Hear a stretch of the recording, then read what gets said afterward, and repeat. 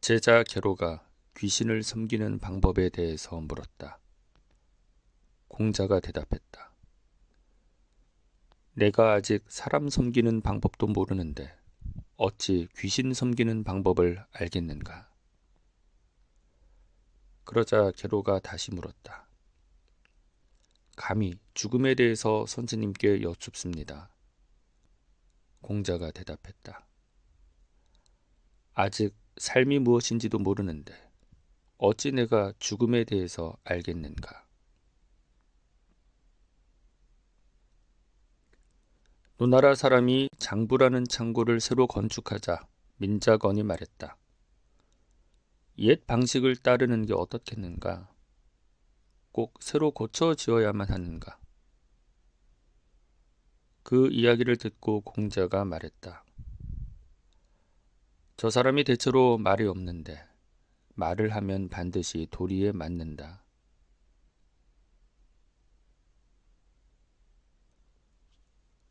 자공이 물었다.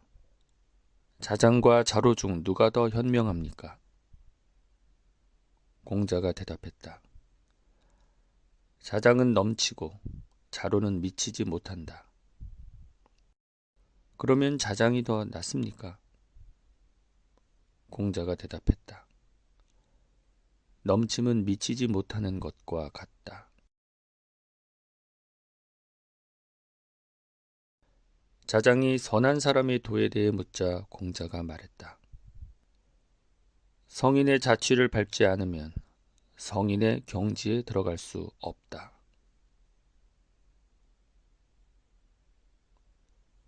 대신이란 어떤 사람인가? 도에 맞게 임금을 섬기다가 그럴 수 없는 상태에 이르면 직분에서 내려가는 것이다. 공자가 자로, 증석, 염유, 공서화 이렇게 제자 4명과 함께 있었다. 공자가 말했다. 내가 너희보다 나이가 더 많다고 어려워하지 말고 편안하게 말해라. 평소 너희는 남들이 자신을 알아주지 않는다고 하지 않았느냐? 만약 누군가 너희의 능력을 알아준다면 어떻게 쓰이기를 바라느냐? 자로가 먼저 대답했다. 나라가 대국 사이에서 간섭을 받고 침략을 당하고 게다가 날씨는 기근까지 들게 되었을 때 제가 등용되면 3년 안에 백성들을 용맹하게 만들고 옳은 길로 나아가게 할 방도를 알고 있습니다. 공자가 이 말을 듣고 미소를 지었다.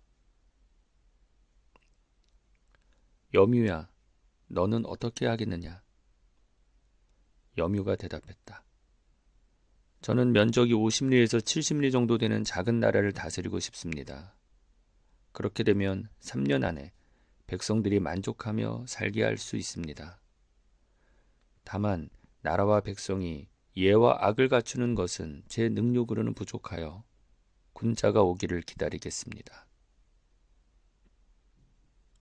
공서와야, 너는 어떻게 하겠느냐? 저는 능력이 부족하여 다스리기보다는 배우기를 원합니다. 종묘에서 의식이 있을 때 또는 제후들이 회동할 때 예복을 갖추어 입고 의례를 진행하는 작은 신하가 되고 싶습니다.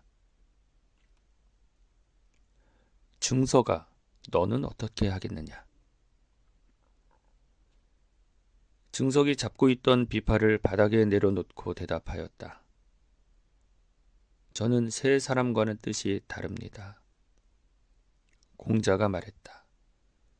아무렴 어떤가? 단지 각자의 뜻을 말할 뿐이다. 그러자 증석이 대답했다. 저는 늦은 봄에 봄옷이 만들어지면 어른 대여섯 아이들 67명과 함께 기수에서 목욕하고 무우에서 바람을 쐬면서 노래하며 돌아오겠습니다. 공자가 감탄하며 말했다. 나는 증석의 말이 가장 마음에 든다.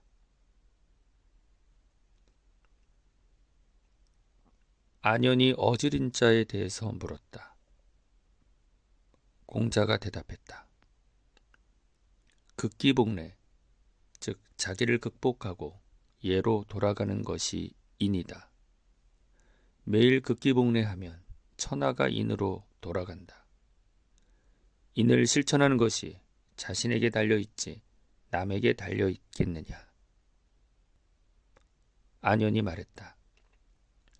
구체적으로 실천할 만한 것을 말씀해 주십시오. 공자가 대답했다. 예가 아니면 보지 말고, 예가 아니면 듣지 말고, 예가 아니면 말하지 말고, 예가 아니면 행동하지 말아라. 안연이 말했다. 비록 제가 영민하지 못하지만 선생님의 말씀을 따르도록 노력하겠습니다.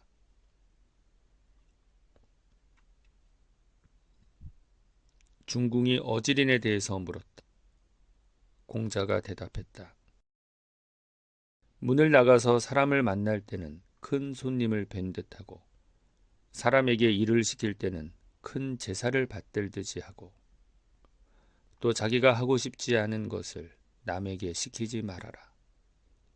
그러면 나라에 있으나 집에 있으나 원망함을 얻을 일이 없을 것이다.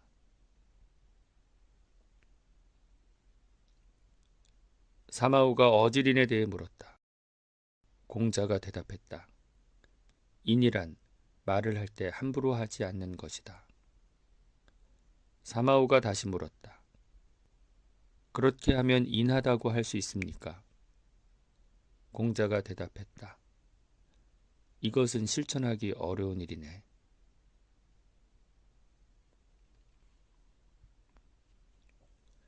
사마우가 군자에 대해 물었다. 공자가 대답했다. 군자는 근심하지 않고 두려워하지 않는다. 그리하면 군자라고 할 수 있습니까? 스스로 돌아보아 부끄러움이 없으면 무슨 근심과 두려움이 있겠는가? 사마우가 걱정하며 말했다. 남들은 다 형제가 있는데 저만 혼자입니다. 자하가 말했다. 삶과 죽음은 명에 달려있고 부귀는 하늘에 달려있다. 군자가 중심을 잘 잡고 살며 실수하지 않고 남과 어울릴 때 공손하고 예의 있으면 세상 모든 이들이 형제이다. 그러니 군자가 어찌 형제가 없다고 근심하겠는가.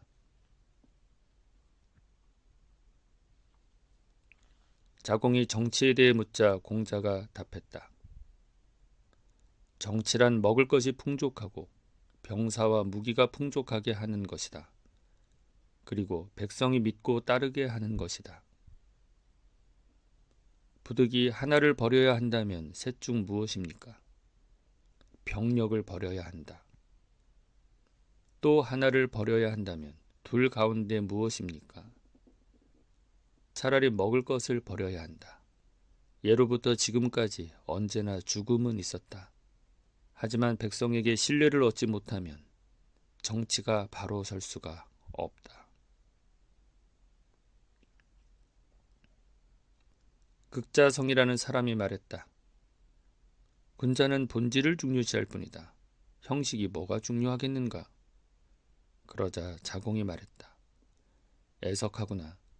형식이 곧 본질이고 본질이 곧 형식이다. 둘 다 중요하니 서로 없어서는 안 된다.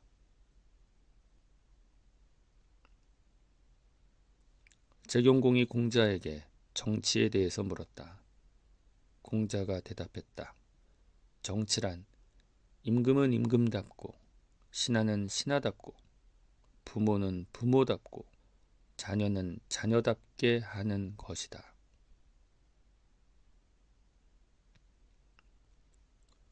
소송을 관장하는 일을 맡게 된다면 나는 다른 사람과 역량이 비슷할 것이다.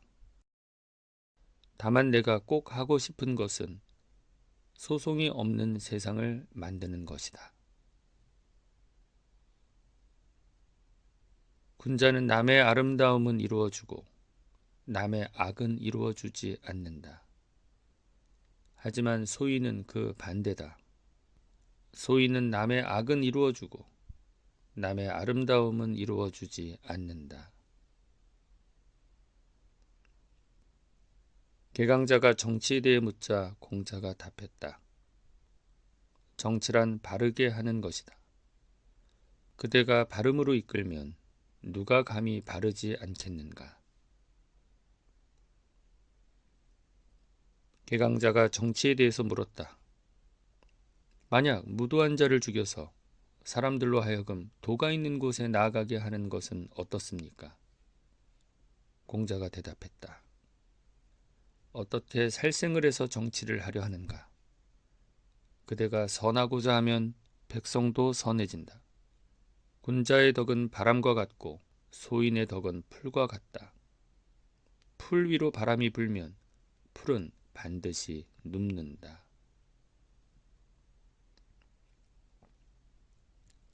자장이 물었다. 어떻게 하면 선비가 사람들에게 이름이 알려진다고 말할 수 있습니까? 공자가 되물었다. 너가 말하는 알려짐이 무엇인가? 자장이 대답했다. 나라 일을 맡을 때나 그저 집에 있을 때나 사람들에게 알려지는 것입니다. 공자가 말했다. 그것은 소문이지 진정한 알려짐이 아니다. 무릇 제대로 알려지는 사람은 바탕을 곧게 하고 의로움을 좋아하고 말하기 전에 주의하고 용모를 살피고 사려 깊게 몸을 낮춘다. 그러면 나라의 일을 하든 집에 있든 반드시 명성이 퍼진다. 소문 혹은 풍문은 이와 달라서 겉으로는 훌륭한 것처럼 보이지만 행실은 어긋나고 이에 대해 반성하지 않으니 그가 나란 일을 하든 집에 있든 어떤 소문이 난다. 번지가 공자를 따라 놀러가서 여쭈었다. 감히 덕을 높이고 간악함을 다스리고 미혹되지 않는 방법을 여쭙습니다. 공자가 말했다. 일을 먼저 하고 이익은 나중에 생각하는 것이 덕을 높이는 방법이 아니겠는가. 또 자기 잘못은 인정하되 남의 잘못을 공격하지 않는 것이 간악함을 다스리는 방법 아니겠는가. 그리고 순간의 분노로 자기를 잊어서 화가 부모에까지 미치게 하지 않게 하는 것이 미혹에서 벗어나는 일 아니겠는가.